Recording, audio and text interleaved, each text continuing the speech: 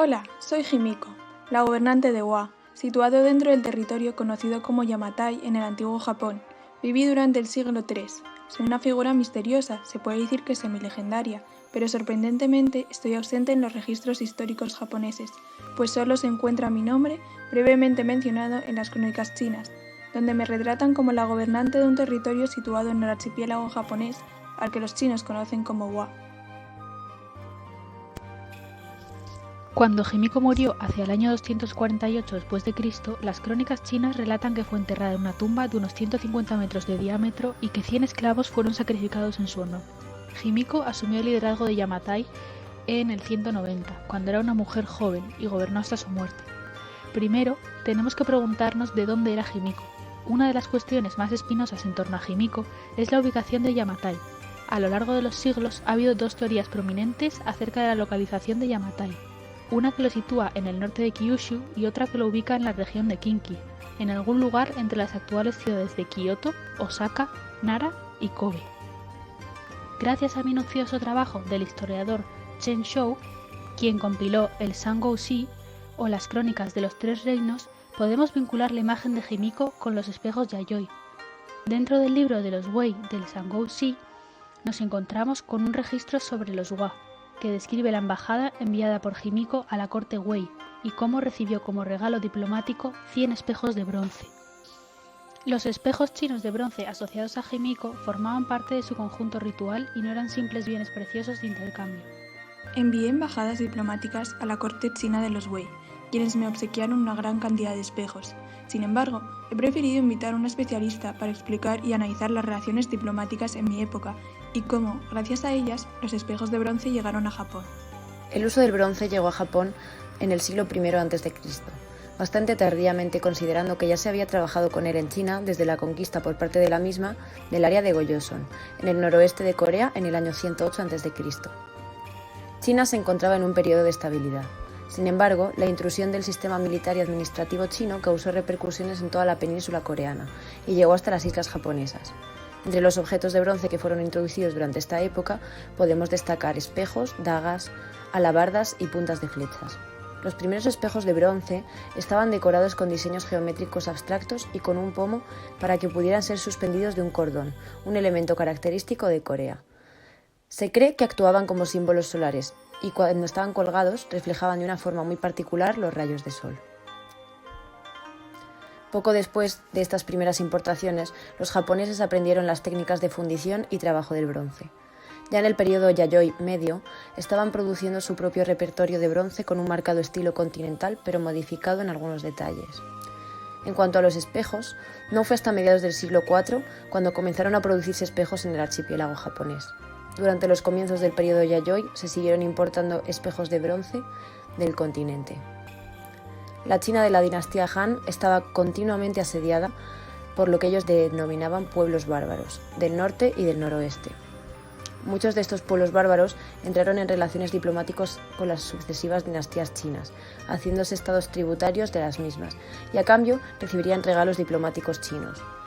Se realizaron incluso misiones de tributo y ofertas de sumisión voluntaria de estos pueblos periféricos en busca de estos regalos. Entre ellos podemos destacar algunos residentes de Yayoi, procedentes del norte de Kyushu, que viajaron a la corte de China y se trajeron de vuelta tanto espejos de bronce como otros objetos exóticos. En las tumbas del periodo Yayoi medio, en el norte de Kyushu, encontramos cerca de 15 a 30 espejos de diferentes tipos asociados a los gobernantes japoneses que se mencionan en las crónicas chinas. Estos espejos habrían sido importados del archipiélago gracias a aquellas embajadas que rindieron homenaje a la corte china, obteniendo a cambio, como regalo diplomático, varios tipos de artículos de lujo. Cuando regresaban del archipiélago japonés, al disponer de objetos que les distinguen del resto, conseguían un rango social superior. Gracias por esta información tan interesante. He de recordar que yo envié varias embajadas a territorio chino, gracias a las que obtuve una gran cantidad de espejos. Sin embargo, su uso me parece algo muy peculiar, ya que están ligados a la definición de una sociedad jerárquica, hecho que se puede constatar en los enterramientos de las élites de mi época. ¿Me puedes explicar más sobre sus usos? Con respecto al uso fundamental de los espejos, podemos destacar la representación del poder de la élite vinculada a la manera elegida para su entierro. Se distribuyeron estratégicamente una variedad de espejos de bronce y otros artículos de prestigio en el norte de Kyushu, donde los arqueólogos los hemos excavado en diferentes calidades. Nos encontramos más espejos en aquellas zonas que formaban parte del trayecto de vuelta de aquellas embajadas enviadas a China, como son las regiones costeras. Las diferencias en la calidad y cantidad de los artefactos presentados a la élite de las diferentes comunidades parecen haber tenido una intención clara, la de indicar la importancia estratégica a aquellas élites que los poseyeron. A este respecto, encontramos varios ejemplos en torno a la región costera de la isla de Kyushu, situada al sur de Japón, donde arribaban las expediciones marítimas provenientes del continente. La élite de otras partes de Japón buscaba asegurar conexiones con estas comunidades del sur y fomentó la entrada de diversos bienes y artículos de lujo provenientes de estas regiones. Los objetos exóticos, como eran los espejos de bronce, que habían sido elaborados con tecnologías completamente ajenas a las que se conocían en Japón en ese momento, solo podían conseguirse si se mantenía una buena relación con las otras comunidades que sabían hacerlas. El hecho de tener estos objetos distinguía a la élite del resto de la población. Con el tiempo, según los japoneses fueron capaces de copiar la tecnología de fabricación de estos espejos, comenzaron a producirse copias locales de estas piezas en el norte de Kyushu, que han sido encontrados también en contextos rituales funerarios. Más adelante podemos destacar otro uso que se les dio a estos espejos. Una vez conseguidos por parte de las élites, éstas los emplearon para definir su propio rango social dentro de la comunidad a la que pertenecían. Se ha observado que en algunos casos la propia estructura y curvatura del espejo habría producido un efecto visual espectacular al jugar con el reflejo de los rayos solares. Estos asentamientos periféricos empezaron a imitar la manera de enterrarse de los poderes centrales como modo de integración dentro de dicha red de relaciones de poder entre asentamientos. Además, dentro de los propios enterramientos se puede distinguir una marcada jerarquía a través del estudio de los ajuares elegidos para acompañar a los difuntos en su viaje hacia el otro mundo. El arqueólogo Koji Mizoguchi ha planteado una clasificación bastante relevante que explica qué tumbas se considerarían más importantes con respecto a otras y por qué. Aquellas con más de 2 espejos, incluyendo espejos de grandes dimensiones, que superarían un diámetro de 16 centímetros. Aquellas con un espejo de grandes dimensiones, pero sin armas ni herramientas de hierro. Aquellas con un espejo pequeño, menor de 16 centímetros. Aquellas tumbas sin ningún espejo. El mismo arqueólogo continúa su estudio analizando la distribución de estas categorías de tumbas y ha observado cómo los enterramientos con espejos grandes están situados en lugares de una gran importancia estratégica, como por ejemplo cerca de la confluencia de 2 ríos.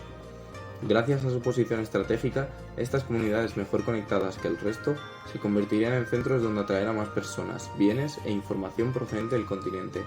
Las élites de los yacimientos del norte de Kyushu controlaron el acceso de estas rutas, y de este modo podríamos afirmar que estas élites, cada vez más poderosas e interconectadas, comenzarían la práctica de diferenciarse del resto de la población a través del ajuar funerario, en una estrategia de explotación de su posición ventajosa para obtener un acceso exclusivo a bienes exóticos procedentes del continente, como los espejos de bronce. Sí que parece un trabajo muy minucioso. Gracias a este análisis puedo entender la importancia de los espejos yayoi.